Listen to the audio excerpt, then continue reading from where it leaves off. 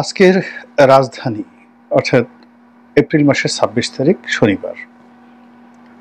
এই রাজধানীর দৃশ্য যদি আপনি দেখতেন, একদিকে পুরোনো পল্টন মোড়, এখান থেকে প্রেস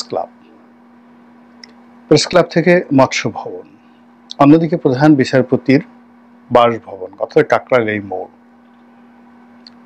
এখান থেকে ঘুরে আপনি ইন্টারকন্টিনেন্টাল হোটেলে যে সাকুরা বার আছে, অর্থাৎ বাংলাদেশ রেডিওর বেতারের আগের যে হেড অফিস সেটি, তারপর পিজি হাসপাতালের যে শেষ অংশটি পরিবার, ওখান থেকে শুরু করে শাহবাগ মোড়,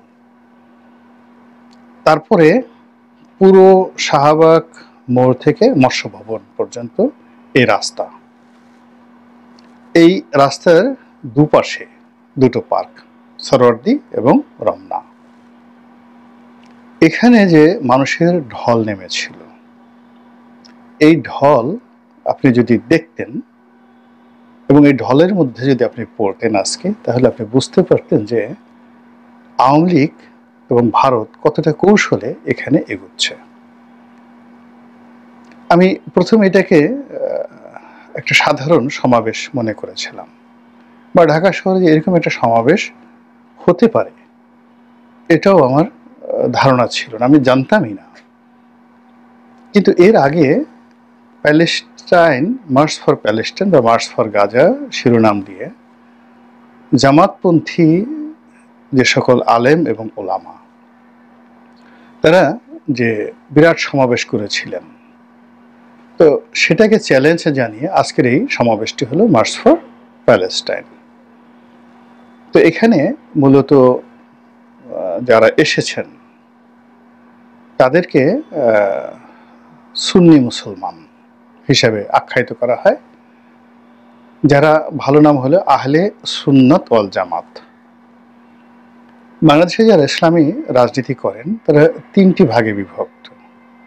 একদিকে হলো জামায়াত ইসলামী, আর একটি হলো আহলে সুন্নাত ওয়াল জামাত এই পন্থী যারা লোকজন, আর একটি গ্রুপ রয়েছে হেফাজত। এখন এই তিনটি মূল গ্রুপের বাইরে মতাদর্শ দিক থেকে যদি আবার ভাগ করেন, তাহলে এখানে আরো বেশ কয়েকটি গ্রুপ রয়েছে। আহলে সুন্নাত ওয়াল জামাত আজকে যারা এই অনুষ্ঠানে এসেছেন, তারা বলতে গেলে 100% আওয়ামী লীগপন্থী। উপরে অনেক কথা বলেন, অনেকে যা কিছু বলেন না কেন, কিন্তু এখানে মূল যে ফোর্সটি, এরা সবাই আওয়ামী লীগপন্থী। 2 নম্বরে হলো হেফাজত। হেফাজত যারা কওমি লাইনে পড়াশোনা করেন, কওমি নেসাব বলা হয়, এবং এই কওমি নেসাবের মধ্যে যে গ্রুপ, দুটো গ্রুপ, যাদেরকে দেওবন্দী ঘরানার আলেম ওলামা, হাদিসে তারা স্পেশালাইজড, এবং এখানে বুখারী শরীফ পড়ানো হয়। হাদিস বিশেষজ্ঞ রূপে তাদেরকে কওমি মাওলানা রূপে শেখ হাসিনা তাদেরকে স্বীকৃতি দিয়ে গেছেন যে এখান থেকে দাওয়ায়ে হাদিস পাশ করলে তারা মাস্টার্স ডিগ্রিধারী হয়ে পড়বেন আলিয়া মাদ্রাসার মতন করে। অসংখ্য কওমি মাদ্রাসা বাংলাদেশে রয়েছে।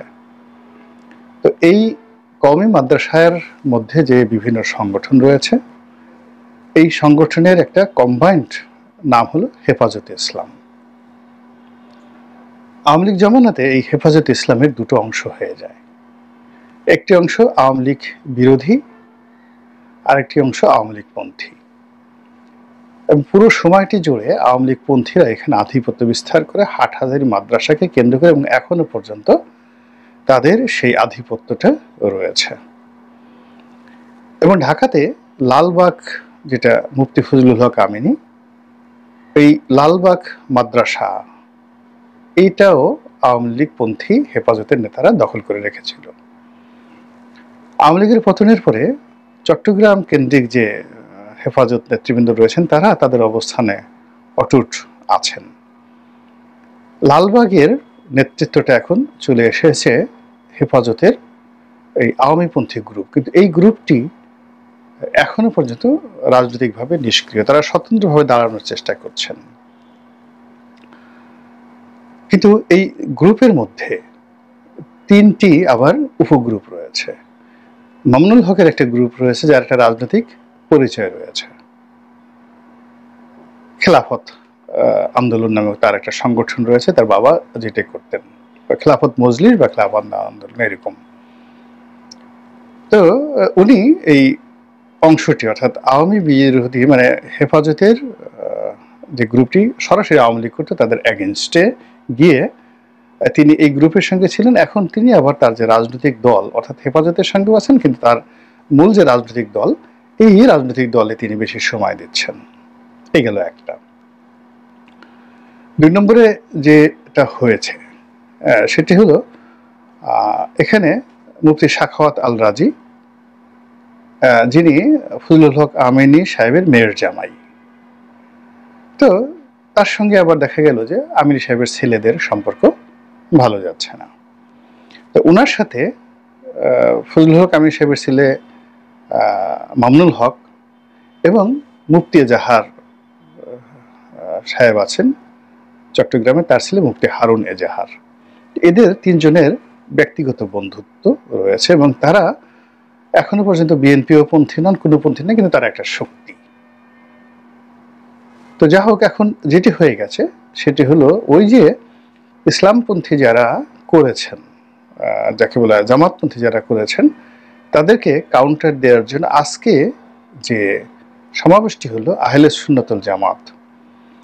আহলে সুন্নাতুল জামাত এরা করেছেন, এদের মধ্যে আর কোনো গ্রুপ নাই, এদের মধ্যে ম্যাক্সিমাম মাইজ ভান্ডারি, এনায়েতপুরি, আটরশি, ফুলতলি পীর সাহেব, মানে যাদের তরিকা রয়েছে, সিলসিলা রয়েছে, মাজার রয়েছে, তারপরে যারা পীর মোর্শেদ এই জিনিসগুলোতে বিশ্বাস করেন, তারা আজকে বাস ভরে ভরে এসেছেন। যদিও ঠিক এই তরিকার মধ্যে চরমোনাই পড়ে, কিন্তু চরমোনাই এখানে আসেনি, ওটা আবার আলাদা একটা গ্রুপ হয়ে গেছে, একটা স্বতন্ত্র একটা গ্রুপ হয়ে গেছে। এক পক্ষ জামাত করলো, জামাতের কাউন্টার আজকে এটা করলো, যেটা আওয়ামী লীগের একটা শোডাউন হয়ে গেল। এই জামাতের তার সাথে যেমন বিএনপির কোনো সংযোগ ছিল না, আজকেরটার সাথেও বিএনপির কোনো সংযোগ নেই। এরপরে আগামী শনিবার 3 তারিখে সম্ভবত সেটা দেখেছে হেফাজত, এবং এখানে হেফাজতের যে গ্রুপটাই আসুক না কেন, এখানে 2 গ্রুপটাই আসবে। শুধুমাত্র চিহ্নিত আওয়ামী যে সকল লোকজন একেবারে নেতৃত্বের পর্যায়ে ছিল, যেমন মুফতি শফি সাহেবের ছেলে, আল্লামা শফি সাহেবের ছেলে মুফতি ফয়জুল্লাহ, ওনারা হয়তো আসবেন না, কিন্তু তাদের লোকজন আসবে। এবং হেফাজতের নামে যে সমাবেশটি হবে সেটাও বিরাট এবং ব্যাপক সমাবেশ হবে। ওর মধ্যে ধরে রাখেন 60 or 70% আওয়ামী লীগের লোকজন 2টো সমাবেশ করে ফেলল। আচ্ছা, এরপর যখন এরকম সমাবেশ হবে, চরমোনাই তো বসে থাকবে না, তারা বলবে জামাত করলো, হেফাজত করলো, আমাদের এবার লোক কম কিসে, তারা তো ইজিলি এইখানে 8-10 লাখ লোক ঢাকা শহরে তারা সমাবেশ করতে পারে এবং তাদের সেই শক্তি জানান দিতে হবে।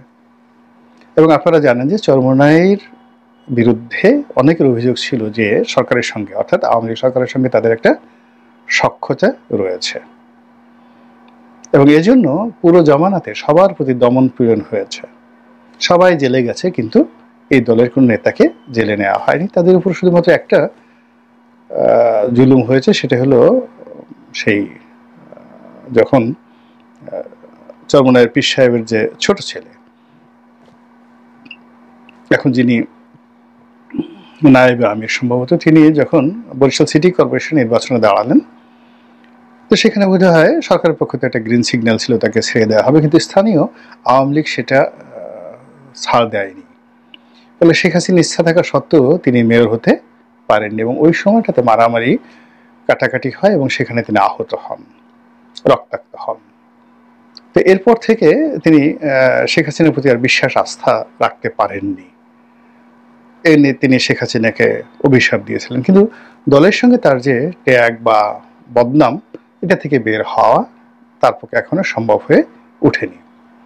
ফলে তিনি যদি 10 লক্ষের একটা সমাবেশ করেন, সেখানে আওয়ামী লীগের উপস্থিতি প্রভাব কোন পর্যায়ে থাকবে, এই গেল একটা অংশ। এরপরে তারা যখন করবে তখন তাবলিগের লোকই করবে। তাবলিগের লোক তো বসে থাকবে না, সেখানে তাবলিগের দুটো গ্রুপ, একটা হলো সাতপন্থী আর একটা হলো জুবায়েরপন্থী।